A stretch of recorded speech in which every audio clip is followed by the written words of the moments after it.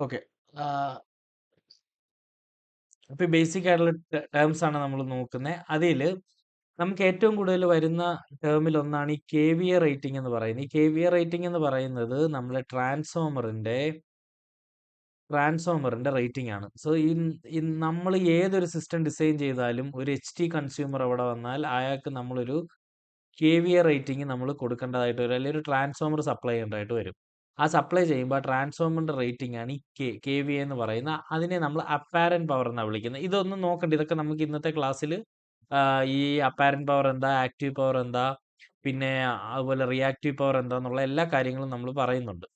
പിന്നെ cos phi എന്ന് പറയുന്ന പവർ ഫാക്ടർ വളരെ ഇമ്പോർട്ടന്റ് ആയിട്ടുള്ള ഒരു ടോപ്പിക്കാണ്. അത് നമുക്ക് നോക്കണം. അത് നമ്മുടെ സിസ്റ്റം മൊത്തത്തിൽ നമ്മൾ നമ്മൾ ഡിസൈൻ ചെയ്യുന്ന സിസ്റ്റത്തിന്റെ എഫിഷ്യൻസി, അതുപോലെ കോസ് ഫൈ നമ്മൾ ഇൻക്രീസ് ചെയ്യുന്നതിനനുസരിച്ച് നമ്മുടെ ആക്റ്റീവ് പവർ, റിയാക്റ്റീവ് പവറിലും ഒക്കെ ഉണ്ടാകുന്ന ഡിഫറൻസ് എന്താണ്, ഈ കാര്യങ്ങളെല്ലാം നമ്മൾ ഈ ക്ലാസ്സിൽ നമ്മൾ നോക്കും. അപ്പം നമുക്ക് നോക്കേണ്ടത് വോൾട്ടേജും കറണ്ടും തമ്മിലുള്ള റിലേഷൻ എന്താന്നുള്ളത്. ഇതൊക്കെ ഞാൻ പെട്ടെന്ന് പെട്ടെന്ന് പറഞ്ഞു പോകുന്നു. ഇതെല്ലാം നിങ്ങൾ ഓൾറെഡി പഠിച്ചിട്ടുള്ളതാ. പിന്നെ ജസ്റ്റ് എന്തെങ്കിലും ഇതിനകത്ത് കൂടുതൽ ഡൗട്ട് വരുവാണെങ്കിൽ എന്നെ ഈ മൈക്ക് ഓൺ ആക്കിയിട്ട് എൻ്റെ അടുത്ത് ചോദിച്ചോ. നിങ്ങൾക്ക് പിന്നെ ഇതൊക്കെ അറിയാവുന്ന ടോപ്പിക്സ് ആണെങ്കിൽ നമുക്ക് ടൈം കളയണ്ടെന്ന് വിചാരിച്ച് ഞാൻ സ്പീഡിൽ പറഞ്ഞു പോകുന്നത്. കാര്യം നമുക്ക് കൂടുതൽ ഡിസൈൻ സൈഡിലോട്ട് പോകേണ്ടതുകൊണ്ട് ഇത് നിങ്ങൾക്കൊരു ജസ്റ്റ് ഒരു ഇൻട്രൊഡക്ഷൻ തന്നു പോകുന്നു എന്നുള്ളതേ ഉള്ളൂ. അപ്പം വോൾട്ടേജ് എന്താ, കറണ്ട് എന്താ, അതുപോലെ റെസിസ്റ്റൻസ് എന്താന്ന് അറിയാൻ വേണ്ടിയുള്ള ഒരു ഒരു ജസ്റ്റ് ഒരു ഇല്ലുസ്ട്രേഷൻ ആണിത്. ഇതിനകത്ത് നോക്കിക്കഴിഞ്ഞാൽ ഇത് കണ്ടോ, ഒരു വാട്ടർ നമ്മളൊരു ടാങ്കിൽ നമ്മൾ നിറച്ച് വെച്ചിട്ടുണ്ട്. ആ ടാങ്കിന്റെ ഔട്ട് വരുന്ന നമ്മൾ പൈപ്പ് എന്ന് പറയുന്നത് ഇവിടെ ക്ലോസ് ചെയ്ത് വെച്ചേക്കുക. ഈ ഒരു സെനാരിയോ നമ്മൾ പറഞ്ഞാൽ ഈ ക്ലോസ് ചെയ്ത് വെച്ചേക്കുക എന്ന് പറഞ്ഞാൽ എന്താ, ഇത് കൊടുക്കുന്നത് മാക്സിമം റെസിസ്റ്റൻസ് ആണ് കൊടുക്കുന്നത്. മാക്സിമം റെസിസ്റ്റൻസ് കൊടുക്കുമ്പോൾ എന്ത് പറ്റും, ഈ പറയുന്ന ടാങ്കിലൂടെയുള്ള വെള്ളം ഔട്ടിലേക്ക് ഫ്ലോ ചെയ്യുന്ന ചാൻസ് ഉണ്ടാകില്ല. അപ്പൊ അവിടെ ഒരു വാട്ടർ ഫ്ലോ ഈ പൈപ്പിലൂടെ ഉണ്ടാകില്ല. ഇനി ഈ ടാപ്പ് കംപ്ലീറ്റ്ലി ഓപ്പൺ ചെയ്ത് കഴിഞ്ഞാൽ, ഓപ്പൺ ചെയ്താൽ എന്ത് പറ്റും, നമുക്ക് അവിടെ സീറോ റെസിസ്റ്റൻസ് എന്ന് പറയാം. അപ്പൊ എന്താണ്, ഈ മാക്സിമം ഈ പറയുന്ന സ്ഥലത്തൂടെയുള്ള വാട്ടർ ഫ്ലോ മാക്സിമം ഇതിലേക്കൂടെ പോവുകയും ചെയ്യും.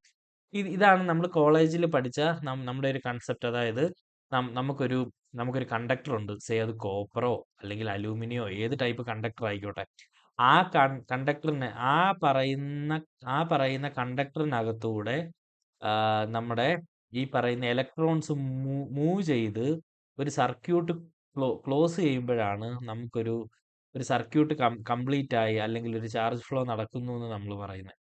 അപ്പം ഈ പറഞ്ഞ കോപ്പർ അല്ലെങ്കിൽ അലൂമിനിയം എന്ന് പറയുന്ന മീഡിയത്തിനകത്തുകൂടെ ഈ പറയുന്ന നമ്മളൊരു വോൾട്ടേജ് സോഴ്സ് കൊടുത്തിട്ട് നമ്മൾ ഈ പറയുന്ന ഇലക്ട്രോൺസിനെ നീക്കുന്ന സമയത്ത് ഈ പറയുന്ന മെറ്റീരിയൽ എന്ത് ചെയ്യും, ഇതിനൊരു റെസിസ്റ്റൻസ് കൊടുക്കും. ഫോർ എക്സാമ്പിൾ ഈ ടാപ്പിന്റെ കേസ് എടുക്കുക. ടാപ്പ് നമ്മൾ പകുതി തുറന്നു വയ്ക്കുന്നു, അല്ലെങ്കിൽ മുക്കാൽ തുറന്നു വയ്ക്കുന്നു, കാൽ ഭാഗം തുറന്നു വയ്ക്കുന്നു. ആ 3 കേസിൽ 3 ടൈപ്പ് റെസിസ്റ്റൻസ് ആയിരിക്കും അതിൽ വരുന്നത്.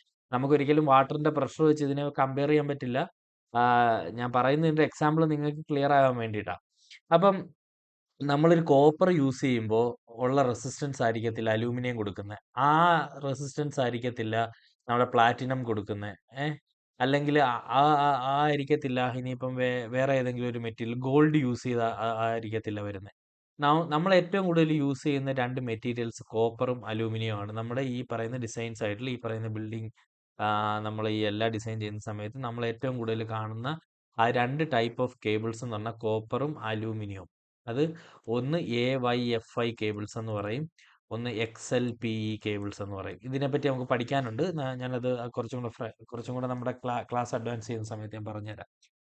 അപ്പം ഈ അലൂമിനിയത്തിലൂടെ പോകുമ്പോൾ ഉള്ള റെസിസ്റ്റൻസ് കുറച്ചും കൂടെ കൂടുതലായിരിക്കും. കോപ്പറിൽ കൂടെ റെസിസ്റ്റൻസ് കുറച്ചും കൂടെ കുറവായിരിക്കും. അപ്പോൾ നമ്മൾ ഡിസൈൻ ചെയ്യുന്ന സമയത്ത് നോക്കിയാൽ അറിയാം, നമുക്കൊരു സേ ഒരു 150 ആംപിയർ കറണ്ട് സേ ഒരു ആം, സേ ഒരു ഒരു ഒരു 20 മീറ്ററിലേക്ക് നമുക്ക് പാസ് ചെയ്യണമെന്നുണ്ടെങ്കിൽ, ഒരു പർട്ടിക്കുലർ ലോഡിലേക്ക് നമുക്ക് പാസ് ചെയ്യണമെന്നുണ്ടെങ്കിൽ, നമ്മൾ ഇവിടെ അലൂമിനിയം യൂസ് ചെയ്താൽ അതിന്റെ ക്രോസ് സെക്ഷൻ ഏരിയ എന്ന് പറയുന്നത് കോപ്പറിനേക്കാൾ കൂടുതലായിരിക്കും.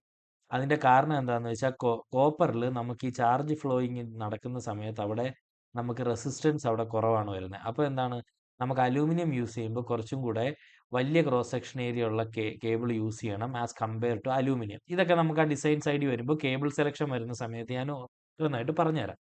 അപ്പം ഈ കേസിൽ നമ്മൾ പറഞ്ഞു വന്നത് എന്താന്ന് ചോദിച്ചാൽ വോൾട്ട് എന്താണ്, റെസിസ്റ്റൻസ് എന്താണ്, ആംബിയർ എന്താണെന്നുള്ളത് അറിയണം. അതായത് ഫോർ എക്സാമ്പിൾ ഈ പൈപ്പിൽ കൂടി ഇങ്ങനെ ഒരു നമ്മൾ ഒരാളെ കയറ്റി വിടുന്ന പോലെ ഒരു ഡെമോൺസ്ട്രേഷൻ കാണിച്ചിട്ടുണ്ടല്ലോ.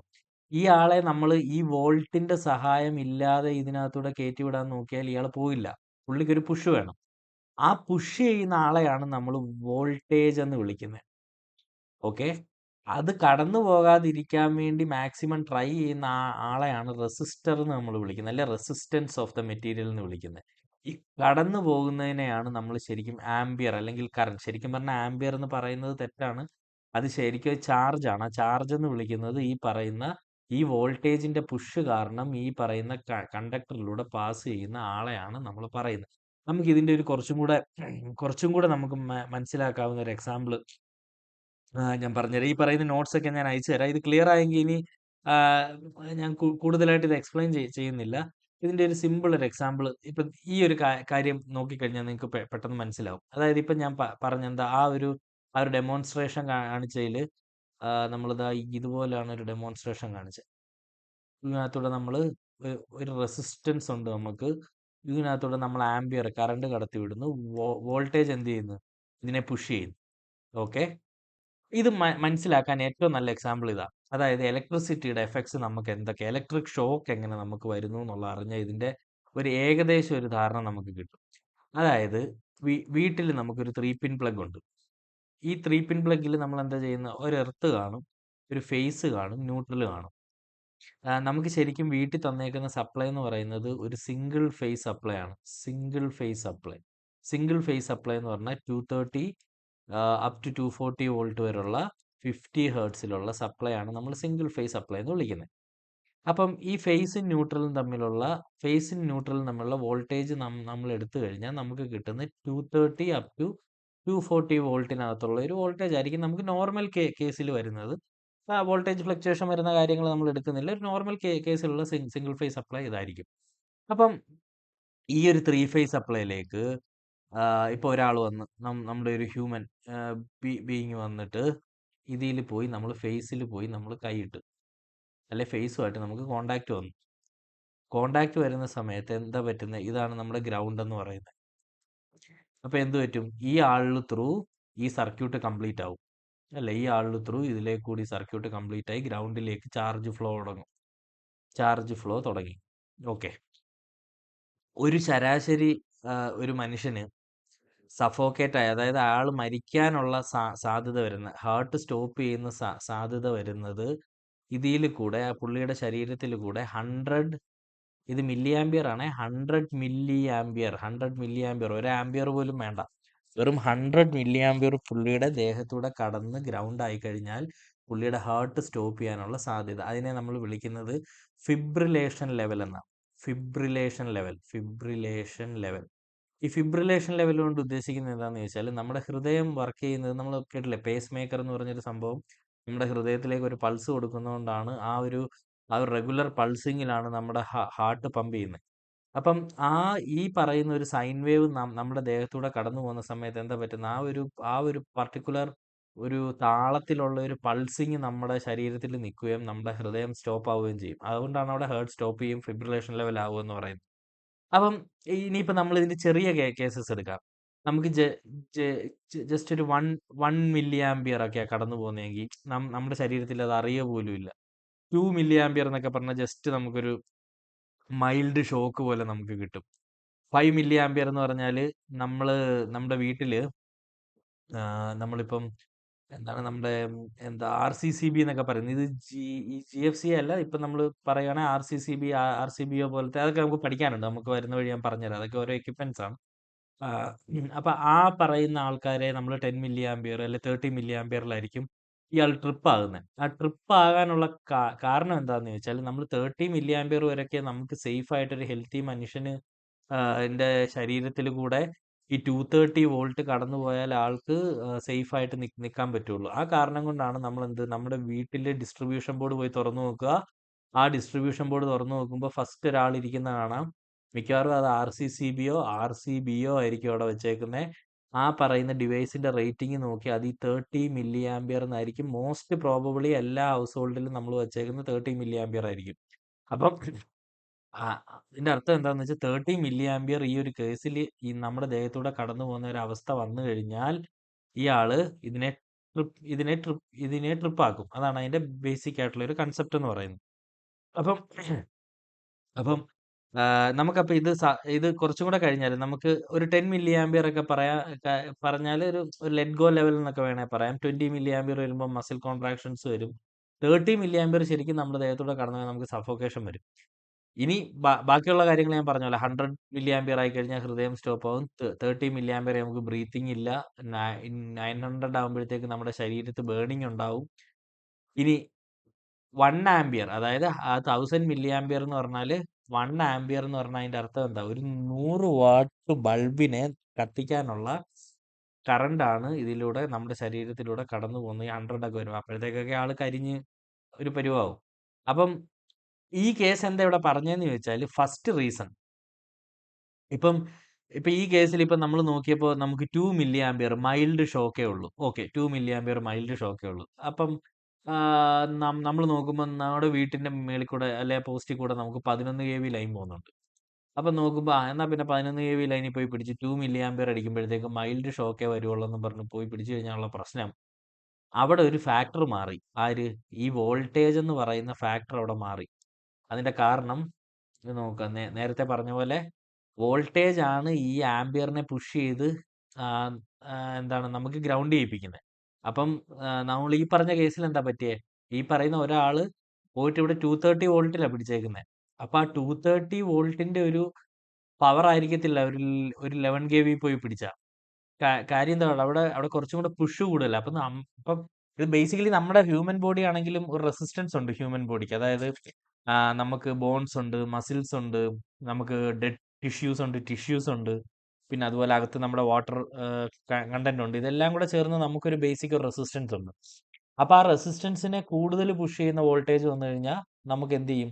ഈ 1 മില്ലി ആംപിയർ തന്നെ മതി നമുക്ക് ചിലപ്പോൾ ഒരു 11 കെ വിയിലോ അല്ലെ 33 കെ വിയിലോ നമ്മൾ പോയിട്ട് ഈ പറയുന്ന എർത്തായി കഴിഞ്ഞാൽ നമുക്ക് ഭയങ്കര ഫേറ്റൽ ആയിട്ടുള്ള ഇത് ഫേറ്റൽ ആയിട്ടുള്ള ഒരു ഇൻസിഡന്റ് ഉണ്ടാകാൻ അത് മതി.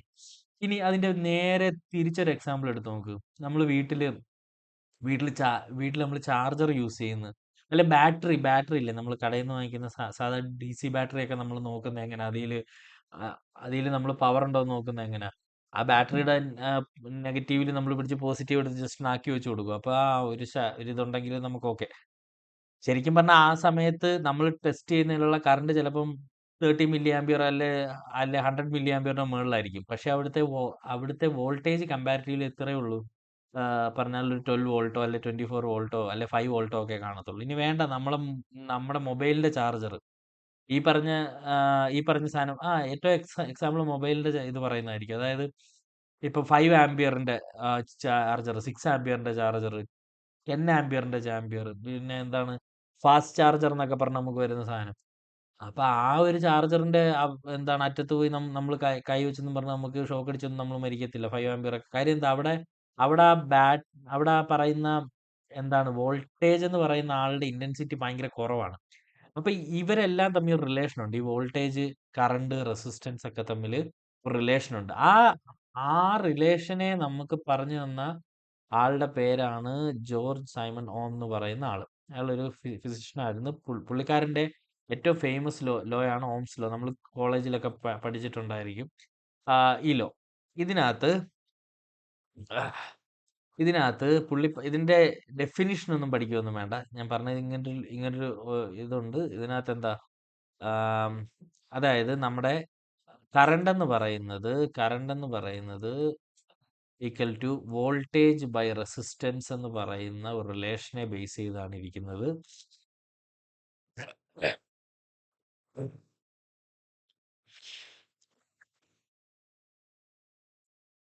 ഓക്കെ. ആ ആ ഒരു കാര്യം പുള്ളി അതിൽ പറയുന്നുണ്ട്. അതിന്റെ കൂടെ തന്നെ പറയുന്ന ഒരു കാര്യം അല്ലെങ്കിൽ current is proportional to voltage എന്ന് പറയുന്ന ഒരു റിലേഷൻ കീപ്പ്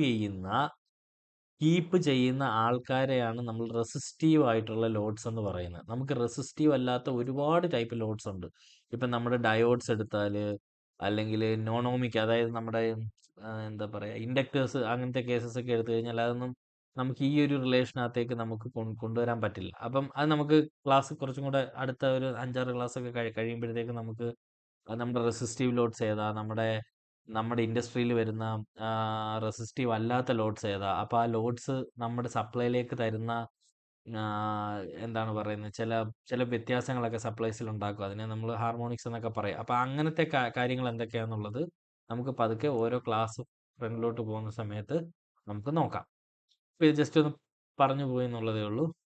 അടുത്ത കാര്യം എന്ന് പറഞ്ഞാൽ നമുക്ക് ഈ പവർ ഫാക്ടർ എന്താന്നുള്ള കാര്യങ്ങളെക്കുറിച്ച് പഠിക്കും. ഇത് വളരെ ഇമ്പോർട്ടൻ്റ് ആയിട്ടുള്ളൊരു ടോപ്പിക്കാണ് ഈ പവർ ഫാക്ടർ എന്ന് പറഞ്ഞാൽ. നമ്മൾ എന്ത് ഡിസൈൻ ചെയ്താലും ഈ പവർ ഫാക്ടർ എന്ന് പറഞ്ഞ ടോപ്പിക്ക് എന്തായാലും അതിനകത്തുണ്ട്. നമ്മൾ എന്ത് സാധനം ഡിസൈൻ ചെയ്താലും അത് ഈ പവർ ഫാക്ടർ വരും. അപ്പോൾ ഈ പവർ ഫാക്ടർ എന്താണെന്ന് അറിയുന്നതിന് മുമ്പ് ആദ്യം 3 ആൾക്കാരെ പറ്റി അറിയണം. ഒന്ന് അപ്പാരന്റ് പവർ, ഒന്ന് ആക്റ്റീവ് പവർ, അതുപോലെ ഒന്ന് റിയാക്റ്റീവ് പവർ. ഈ 3 ആൾക്കാരെ പറ്റി നമുക്ക് നല്ലോണം അറിഞ്ഞാൽ മാത്രമേ ഈ പവർ ഫാക്ടർ എന്താണെന്നുള്ളതിനെ പറ്റി നമുക്കൊരു ഐഡിയ കിട്ടുള്ളൂ. അപ്പം ഇത് സാധാരണ എല്ലായിടത്തും ഉള്ളൊരു എക്സാമ്പിളാണ്. ഞാൻ ജസ്റ്റ് ഇതിൽ ആഡ് ചെയ്തു എന്നുള്ളതേ ഉള്ളൂ. ഇത് ഇത് ജസ്റ്റ് നിങ്ങൾക്ക് മനസ്സിലാകാൻ വേണ്ടി പറയുന്നത്. ഇതൊന്നും ഒരു പ്രൊഫഷണലായിട്ട് നിങ്ങളങ്ങനെ മനസ്സിൽ ഇതങ്ങനെ എടുക്കണ്ട. ഇതായത് ഇപ്പം നമുക്ക് ഈ ഒരു ലേസ് വാങ്ങിക്കുന്ന സമയത്ത് ആ ലേസിൽ ഫുള്ള് നമ്മൾ 10 രൂപ കൊടുത്തൊരു ലേസ് വാങ്ങിച്ചു. അപ്പം നമ്മുടെ മനസ്സിലുള്ളത് എന്താ? ഈ ലേസിൻ്റെ ഇവിടം തൊട്ട് അടി വരെ നമുക്ക് ലേസ് കിട്ടണമെന്നാണ്. പക്ഷേ ഇത് പൊട്ടിച്ച് കഴിയുമ്പോൾ ഇതിൻ്റെ പകുതിയും നമുക്ക് എയറായിട്ട് പോകും. ബാക്കിയുള്ള സ്ഥലത്തെ നമുക്ക് ലേസ് കാണത്തുള്ളൂ. അപ്പൊ ഇതൊരു എക്സാമ്പിൾ ആയിട്ട് എടുത്തു കഴിഞ്ഞാൽ നമുക്ക് ഈ 10 റുപ്പീസ് കൊടുക്കുമ്പോൾ നമ്മുടെ മനസ്സിലെന്താ, ആ 10 റുപ്പീസിന് വേണ്ട ആ ഒരു ഒരു ആ 10 റുപ്പീസിന് വേണ്ട കംപ്ലീറ്റ് മെറ്റീരിയൽ ആ ലേസിനകത്ത് വേണം എന്ന് നമുക്കൊരു ആഗ്രഹമുണ്ട്. അപ്പൊ ഇത് പൊട്ടിക്കുന്ന സമയത്ത് എന്താ പറ്റുന്നത്, നമുക്ക് കുറച്ച് കുറച്ച് ഭാഗത്ത് അവർ ആ ഈ എയർ നിറച്ചേക്കുന്നതുകൊണ്ട് അതങ്ങ് പോകും. അത് ശരിക്കും നമ്മുടെ മനസ്സിൽ എന്താ, 10 റുപ്പീസിന് കൊടുത്തതിന്റെ ഒരു ബെനിഫിറ്റ് ആ എയറിനകത്ത് നമുക്കില്ല. അത് നമ്മൾ ഉപയോഗിക്കുന്നില്ലല്ലോ. അപ്പം ബാക്കി കിട്ടുന്നതേ ഉള്ളൂ നമുക്കെന്ത്, ഈ പറയുന്ന നമ്മുടെ ബെനിഫിറ്റ് ആയിട്ട് നമ്മൾ കാണുന്ന മെറ്റീരിയൽ, അല്ലെങ്കിൽ അവിടെ ഫുഡ് മെറ്റീരിയൽ എന്ന് പറഞ്ഞാൽ. അപ്പം എന്താ നമ്മൾ പറയുന്നതെന്ന് വെച്ചാല് എന്താന്ന് വെച്ചാല് ആ, ഈ പറയുന്ന ഈ സ്ഥലത്ത് നമുക്ക് ബെനിഫിറ്റ് ആയിട്ട് കിട്ടിയ ആളെയാണ് നമ്മൾ ആക്റ്റീവ് പവർ എന്ന് പറയുന്നത്. ബെനിഫിറ്റ് അല്ലാതെ നമുക്ക് പോയതിനെ റിയാക്റ്റീവ് പവർ എന്നും, നമ്മൾ ഈ കംപ്ലീറ്റ് പൈസ കൊടുത്ത് വാങ്ങിച്ചതിനെ അപ്പാരന്റ് പവർ എന്ന് നമ്മൾ വിളിക്കും. ഇത് ഒന്ന് ജസ്റ്റ് ഒന്ന് കൺസെപ്റ്റ് ആയിട്ട് മനസ്സിലാക്കുക. ഇതിനകത്ത് കുറേ ഞാൻ പറഞ്ഞതിൽ തന്നെ കുറച്ച് പ്രശ്നങ്ങളുണ്ട്. നമുക്കിങ്ങനെ റിയാക്റ്റീവ് പവറിനെ നമുക്ക് നമ്മുടെ സിസ്റ്റത്തിൽ നിന്ന് മാറ്റി നിർത്താൻ പറ്റുന്ന പവറാണെന്നല്ല ഞാൻ പറഞ്ഞതിൻ്റെ അർത്ഥം. കാര്യം ഈ റിയാക്റ്റീവ് പവർ കൊണ്ടാണ് നമുക്ക് വേറെ കുറച്ച് എക്യുപ്മെന്റ്സ്, അതായത് നമ്മുടെ ഇൻഡക്റ്റീവ് ടൈപ്പ് എക്യുപ്മെന്റ്സ് വർക്ക് ചെയ്യണമെങ്കിൽ റിയാക്റ്റീവ് പവർ ജനറേറ്റ് ചെയ്യാൻ നമുക്ക് അതിനെ നമുക്ക് റൺ ചെയ്യിക്കാനും പറ്റില്ല. ഇത് ഞാൻ നിങ്ങൾക്ക് ഒരു ബേസിക് കൺസെപ്റ്റിൽ ഒന്ന് ജസ്റ്റ് ഒന്ന് മനസ്സിലാക്കാൻ വേണ്ടി പറയുന്ന, നമ്മുടെ ക്ലാസ് കുറച്ചും കൂടെ പോകുമ്പോഴത്തേക്ക് അതിന്റെ കറക്റ്റ് ഐഡിയ നിങ്ങൾക്ക് പതുക്കെ പതുക്കെ കിട്ടി വരും. ഇതിപ്പോൾ നിങ്ങൾ തൽക്കാലം ഈ ഫസ്റ്റ് ഈ ഇക്വേഷൻസ് ഒക്കെ ഒന്ന് പഠിക്കാൻ വേണ്ടി പറയുന്ന ഒരു എക്സാമ്പിൾ.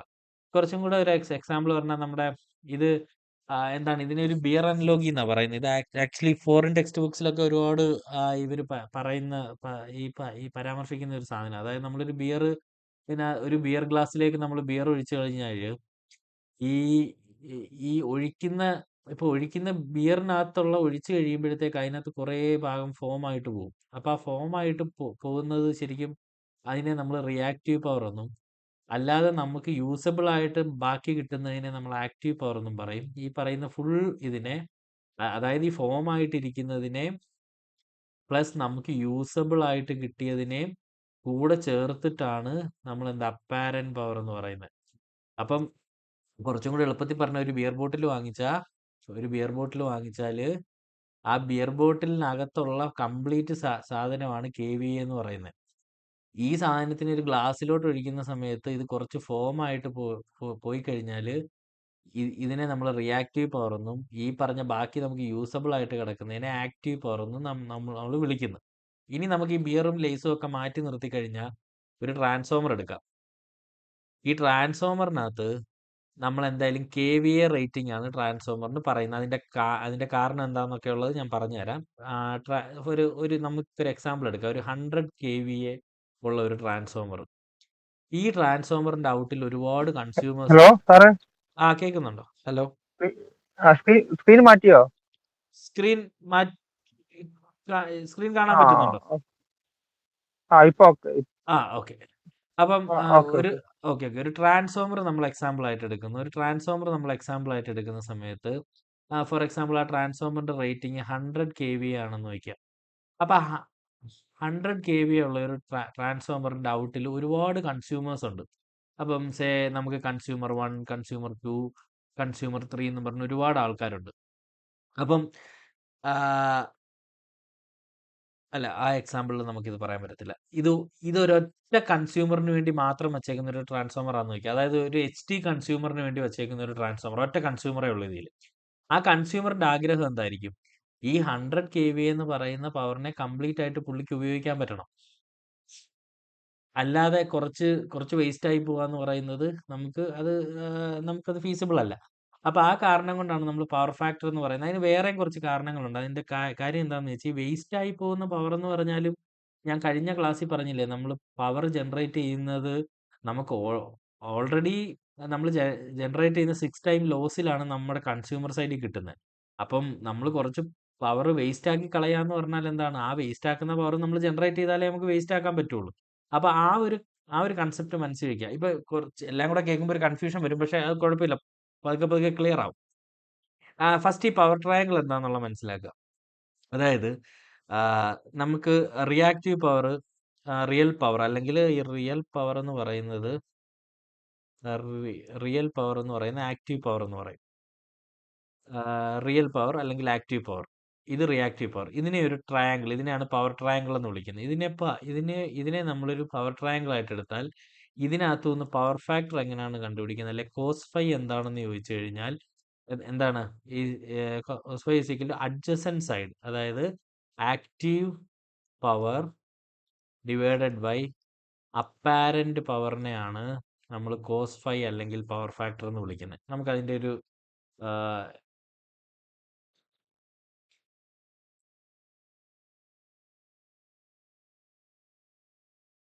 അതിന്റെ സ്ലൈഡ് ഞാൻ ഇൻക്ലൂഡ് ചെയ്യാൻ മറന്നുപോയി. ഓക്കെ. അപ്പൊ കോസ് ഫൈ എന്ന് പറയുന്നത് എന്താ? Active power divided by apparent power. ഇനി നമുക്കൊരു എക്സാമ്പിൾ എടുക്കാം. ഇനി നമുക്ക് ഈ cos phi into apparent power is equal to active power എന്ന് നമുക്ക് ഈ ഇക്വേഷനിൽ നിന്ന് നമുക്ക് എടുക്കാം. അല്ലെ? ഈ അപ്പാരന്റ് പവറിനെ ഞാൻ ഇങ്ങോട്ട് കൊണ്ടുവന്നു. So cos phi into apparent power is equal to active power. ഈ ഒരു എക്സാമ്പിൾ ഒന്ന് എടുത്തേ. ഈ കോസ് ഫൈ എന്ന് പറയുന്നത് 1 ആകുന്നെന്ന് വയ്ക്കുക. കോസ് ഫൈ എന്ന് പറയുന്നത് ഈക്വൽ ടു 1 ആകുന്നു. കോസ് ഫൈ എപ്പോഴാണ് 1 ആകുന്നത്? ഇതിന്റെ ആംഗിൾ എന്ന് പറയുന്നത് 0 ആകുന്ന സമയത്ത്. അതായത് ഈ ആംഗിൾ 0 ആകുന്ന സമയത്താണ് കോസ് ഫൈ എന്ന് പറയുന്നത് 1 ആകുന്നത്. ആംഗിൾ 0 ആവാന്ന് വെച്ചാൽ എന്താ? ഇത് കുറഞ്ഞ് ഈ പറയുന്ന റിയൽ പവറുമായിട്ട് നേരെ അലൈൻ ചെയ്യുന്ന സമയത്താണ് ഈ പറയുന്ന ആംഗിൾ 0 ആകുന്നത്. അപ്പൊ ആംഗിൾ 0 ആകുമ്പോൾ ഇവിടെ ശരിക്കും പോയതാരാ? റിയാക്റ്റീവ് പവർ എന്ന് പറഞ്ഞ ആള് കംപ്ലീറ്റ്ലി പോയി. പോയി കഴിയുമ്പോഴാണല്ലോ ഇവിടെ ആംഗിൾ 0 ആകുന്നത്. ഇവിടെ ഒരു 5 ഡിഗ്രി ഉണ്ടെങ്കിൽ പോലും ഇവിടെ ഒരു 5 ഡിഗ്രി ഉണ്ടെങ്കിൽ പോലും ഇവിടെ ഒരു ചെറിയൊരു റിയാക്റ്റീവ് പവർ ഉണ്ട്. അപ്പം നമ്മൾ ഐഡിയൽ കേസിൽ നമ്മൾ എടുക്കുന്ന ഒരു കാര്യമാണ് നമ്മുടെ പവർ ഫാക്ടർ എന്ന് പറയുന്നത് 1 ആകുക. ഇതിന്റെ അർത്ഥം എന്ന് പറഞ്ഞാൽ നമ്മുടെ ആക്റ്റീവ് പവറും അതുപോലെ നമ്മുടെ അപ്പാരന്റ് പവറും ഈക്വൽ ആവുക. ഇനി അത് കുറച്ചും കൂടെ നമ്മുടെ പഴയ എക്സാമ്പിൾ വെച്ച് പറഞ്ഞാൽ ഈ കോസ് ഫൈ 1 ആകുന്ന സമയത്ത് നമുക്ക് ഇതിൽ ഈ ലേസിനകത്ത് ഈ എയർ കാണത്തില്ല. പകരം കൊടുക്കുന്ന മൊത്തം 10 രൂപയ്ക്ക് ഈ പറയുന്ന ലേസ് നിറച്ച് നമുക്ക് ഈ ലേസ് ഈ പറയുന്ന നമുക്ക് കഴിക്കാനുള്ള മെറ്റീരിയൽ കിട്ടും. ഇനി ഇത് 1 ആകുന്ന സമയത്ത് കോസ് ഫൈ 1 ആകുന്ന സമയത്ത് ഈ ബിയർ ബോട്ടിൽ നമുക്ക് ഈ പറയുന്ന ഫോം കാണത്തില്ല. നമുക്ക് യൂസബിൾ ആയിട്ടുള്ളത് മാത്രമേ കാണുള്ളൂ. അപ്പൊ ഇതാണ് അതിന്റെ ബേസിക് ആയിട്ടുള്ള ഒരു കൺസെപ്റ്റ്. ഈ ഒരു ബേസ് കൺസെപ്റ്റ് മനസ്സിലായോ? ഇതിന്റെ വലിയ കാര്യങ്ങളൊന്നും ഇപ്പൊ ആലോചിക്കണ്ട. അത് നമുക്ക് പതുക്കെ പതുക്കെ പഠിച്ചു വരാം. ഇപ്പൊ ഏകദേശം ഈ പറഞ്ഞ മനസ്സിലായോ? മനസ്സിലായി. ഓക്കെ. ഒരു ക്ലിയർ ആയോ? ഒരു ഐഡിയ കിട്ടിയോ ഈ പവർ ഫാക്ടർ എന്താന്നുള്ളതിനെ ആ പറ്റി? കിട്ടി. ഓക്കെ. കിട്ടി അപ്പൊ കിട്ടി. ഇനിയിപ്പോ അത് കുറച്ചും കൂടെ നമുക്കൊന്ന് കുറച്ചും കൂടെ നമുക്കൊന്ന് നമ്മുടെ ആപ്ലിക്കേഷനിലേക്ക് നമുക്കൊന്ന് പഠിക്കാം. നമ്മുടെ ആപ്ലിക്കേഷനിലേക്ക് പഠിക്കുമ്പോൾ ഞാനൊരു എക്സാമ്പിൾ പറഞ്ഞാൽ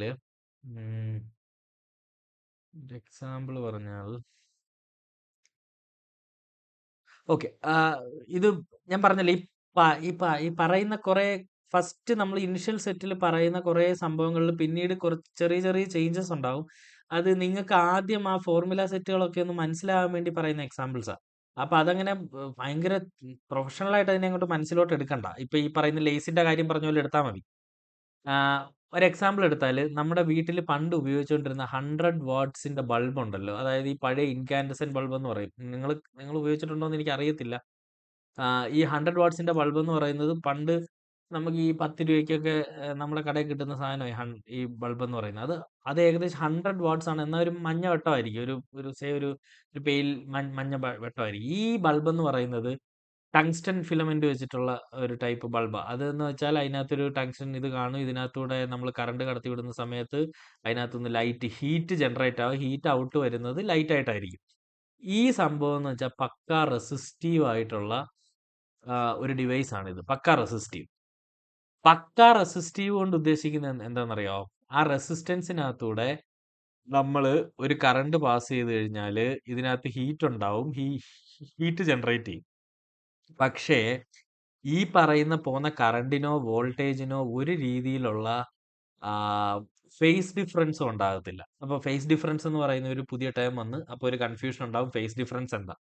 ഫേസ് ഡിഫറൻസ് എന്താന്ന് ചോദിച്ചാല് ഇപ്പം വോൾട്ടേജ് കടന്നു പോകുന്ന അതേ സെയിം വെക്ടർ ഗ്രൂപ്പിൽ തന്നെ ആയിരിക്കും നമ്മുടെ കറണ്ടും കിടക്കുന്നത് റെസിസ്റ്റീവ് ആണെങ്കിൽ. നിങ്ങൾ കോളേജിൽ പഠിച്ചിട്ടുണ്ടായിരിക്കും. നമ്മളത് ഇൻഡക്റ്റീവ് ആണെങ്കിൽ അതിങ്ങനെ ലാഗിങ് ആയിട്ട് വരും. ഇനി കപ്പാസിറ്റീവ് ആണെങ്കിൽ അത് ലീഡിങ് ആയിട്ട് വരും. വോൾട്ടേജും കറണ്ടും തമ്മിലുള്ള റിലേഷൻ ഇതെല്ലാം നമുക്ക് പഠിക്കാനുണ്ട് കേട്ടോ. ഇതെല്ലാം ഉണ്ട് നമ്മുടെ ട്രാൻസ്ഫോമറിന്റെ ഡീറ്റെയിൽഡ് ആയിട്ടുള്ള സ്റ്റഡിയിൽ ഇതെല്ലാം വരും. ഇപ്പം തൽക്കാലം ഞാൻ ഒരു എക്സാമ്പിളിന് വേണ്ടി പറഞ്ഞതാണ്. ഇതിലൂടെ നമ്മൾ കറണ്ട് പാസ് ചെയ്ത് കഴിഞ്ഞാൽ വോൾട്ടേജും കറണ്ടും എന്ന് പറയുന്നത് ഇൻ ലൈൻ ആയിട്ടായിരിക്കും കിടക്കുന്നത്. അതായത് ഇത് പക്കാ റെസിസ്റ്റീവ് ആയിട്ടുള്ള ഒരു ലോഡാണ്. പക്കാ റെസിസ്റ്റീവ് ആയിട്ടുള്ള ലോഡിന്റെ പ്രത്യേകത കോസ് ഫൈ 1 ആയിരിക്കും. അതിന്റെ കാരണം എന്താ? ഇവിടെ നമുക്കിവിടെ ഡിഫറൻസ് ഇല്ലാത്തതുകൊണ്ട് പ്രത്യേകിച്ച് ആംഗിൾ ഒന്നും ജനറേറ്റ് ആകുന്നില്ല. ഇവിടത്തെ ആംഗിൾ എന്ന് പറഞ്ഞാൽ എപ്പോഴും 0 ആയിരിക്കും. അപ്പൊ എന്താ കോസ് ഫൈ 1 ആയിരിക്കും. അപ്പൊ എന്താണ് ഈ പറയുന്ന നമ്മൾ ഒരു ഞാനൊരു ഞാനൊരു എക്സാമ്പിൾ പറയാം. ഒരു 1 കെവിയുടെ ബൾബ് നമ്മൾ കത്തിച്ചാൽ, അതായത് ഈ പറയുന്ന ഇൻകാൻഡസെന്റ് ബൾബ് നമ്മൾ കത്തിച്ചാൽ നമുക്ക് ഈ 1 കെവിയെയും നമുക്ക് 1 കിലോ വാട്ട് ഔട്ട് ആയിട്ട് നമുക്ക് കിട്ടും. ഇത് ജസ്റ്റ് മനസ്സിൽ വെച്ചാൽ മതി. ഇത് നിങ്ങൾക്ക് ഇത് മനസ്സിലാകാൻ വേണ്ടി മാത്രം ഞാൻ പറഞ്ഞു തന്ന എക്സാമ്പിളാ. ഈ പവർ ഫാക്ടർ എന്താന്നുള്ളത് ഒന്ന് ക്ലിയർ ആകാൻ വേണ്ടി. ഇത് നമുക്ക് കുറച്ച് കഴിഞ്ഞിട്ട് നമുക്ക് ഇതിന്റെയൊക്കെ ഇതെല്ലാം നമ്മൾ സെഗ്രിഗേറ്റ് ചെയ്ത് ഓരോന്നായിട്ട് നമുക്ക് പഠിക്കാം. ഇതിനകത്തൊക്കെ ഒരുപാട് കൺസെപ്റ്റ്സ് ഇനി പറയാനുണ്ട്. ഒരുപാട് കാര്യങ്ങൾ പറയാനുണ്ട്. ഇതെല്ലാം പറയാൻ പോയാൽ ബേസിക് ആയിട്ടുള്ള ടേംസും കാര്യങ്ങളും നമുക്ക് ഫിനിഷ് ചെയ്യാൻ പറ്റില്ല. അതുകൊണ്ടാ. അപ്പം ഈ ഒരു കൺസെപ്റ്റ് മനസ്സിലായല്ലോ. ഇനി ഈ കാര്യത്തിലേക്ക് നമ്മൾ ഇനിയിപ്പം നമ്മള് ആഡ് ചെയ്യുന്ന ഇൻഡക്റ്റീവ് ആയിട്ടോ അല്ലെങ്കിൽ ഈ പറയുന്ന കപ്പാസിറ്റീവ് ആയിട്ടുള്ള ഒരു ലോഡാണ് നമ്മൾ കൊടുക്കുന്നതെങ്കിൽ അതിനൊരു ഡിഫറന്റ് ആയിട്ടുള്ള ഒരു എന്താണ് ഒരു സ്വഭാവമായിരിക്കും അത് കാണിക്കുന്നത്. അവിടെ കോസ് ഫൈ വാല്യൂ ചിലപ്പോൾ ലീഡിങ് ആയിരിക്കും അല്ലെങ്കിൽ ലാഗിങ് ആയിരിക്കും. അപ്പൊ അതിനനുസരിച്ച് അതിന്റെ ആക്റ്റീവ് റിയാക്റ്റീവ് പവേഴ്സിൽ വ്യത്യാസങ്ങൾ വരും. അങ്ങനെ ഒരുപാട് കാര്യങ്ങൾ വരും. ഇതെല്ലാം നമുക്ക് പതുക്കെ ഓരോ ക്ലാസ്സുകൾ ഫ്രണ്ടിലോട്ട് പോകുന്ന സമയത്ത് നമുക്ക് പഠിക്കാം. ഇപ്പൊ ഞാൻ ഈ സമയം വരെ പറഞ്ഞ ഈ കൺസെപ്റ്റ്, ഈ പറഞ്ഞ കാര്യങ്ങളെല്ലാം ക്ലിയർ ആണല്ലേ? റിയൽ, അപ്പാരന്റ്, ആക്റ്റീവ് പവർ ഇങ്ങനത്തെ കാര്യങ്ങളെല്ലാം ക്ലിയർ ആണല്ലോ? ഓക്കെ ക്ലിയർ ആണ്. ഓക്കെ. ഇനി നമുക്ക് ബേസിക് ആയിട്ടുള്ള കുറച്ച് ഫോർമുലാസ് ഒന്ന് പഠിക്കാം. ഇതിന്റെ ഞാൻ വീഡിയോസ് അയച്ചു തരാം. ഇതിന്റെ PPT അയച്ചു തരാം. ഇതിന്റെയൊക്കെ നോട്ട്സ് ഉണ്ടാക്കണം കേട്ടോ. ഞാൻ പിന്നെ ക്ലാസ് വെറുതെ ടൈം കളയണ്ടെന്ന് വിചാരിച്ച് അതിന്റെ ഇടയ്ക്ക് ഞാൻ നോട്ട്സ് എടുക്കാൻ പറയാത്ത. ഇതിന്റെ എല്ലാം റെക്കോർഡഡ് ക്ലാസ്സസും സംഭവങ്ങളും എല്ലാം ഞാൻ അയച്ചു തരാം. ഈ ക്ലാസ് തന്നെ റെക്കോർഡ് ചെയ്യുന്നത് ഞാൻ അയച്ചു തരാം നിങ്ങൾക്ക് കേട്ടോ. അപ്പൊ നോട്ട്സ് ഇതൊക്കെ തന്നെ നോട്ട്സ് ഇതിന്റെ ഇതൊക്കെ തന്നെ നോട്ട്സ്. ഈ ക്ലാസ് തന്നെ ഞാൻ നിങ്ങൾക്ക് അയച്ചു തരാം. അപ്പൊ നിങ്ങൾ ടൈം കിട്ടുന്ന പോലെ നോക്കിയിട്ട് അത് നോട്ട്സ് ക്രിയേറ്റ് ചെയ്യുക കേട്ടോ. കാര്യം നമ്മൾ ഈ ക്ലാസ് എടുക്കുന്നതിനിടയ്ക്ക് നോട്ട്സും കൂടി എഴുതാൻ പോയാൽ എല്ലാം കൂടെ നടക്കത്തില്ല. നമുക്ക് ഒരുപാട് ടോപ്പിക് ഉണ്ട്. നോട്ട്സ് ചെയ്ത ഇക്വേഷൻ മാത്രം എഴുതിയാൽ പോരാ? ഇക്വേഷൻസ് മാത്രം എഴുതിയാൽ മതി. ഇക്വേഷൻസ് ഒക്കെ നിങ്ങൾ ബേസിക് ആയിട്ടുള്ള നിങ്ങൾക്ക് പഠിക്കാനുള്ള സംഭവങ്ങളെല്ലാം വരുന്ന ഒരു 5ാമത്തെ ക്ലാസ് ഒക്കെ കഴിഞ്ഞിട്ട് നമുക്ക് ഡിസൈനിങ്ങിലോട്ടൊക്കെ വരുന്ന സമയത്ത് ഇതൊക്കെ നിങ്ങൾ കോളേജിൽ പഠിച്ച കാര്യങ്ങളാണ്. ഞാൻ ജസ്റ്റ് ഒന്ന് റീഫ്രഷ് ചെയ്യുന്നു എന്നുള്ള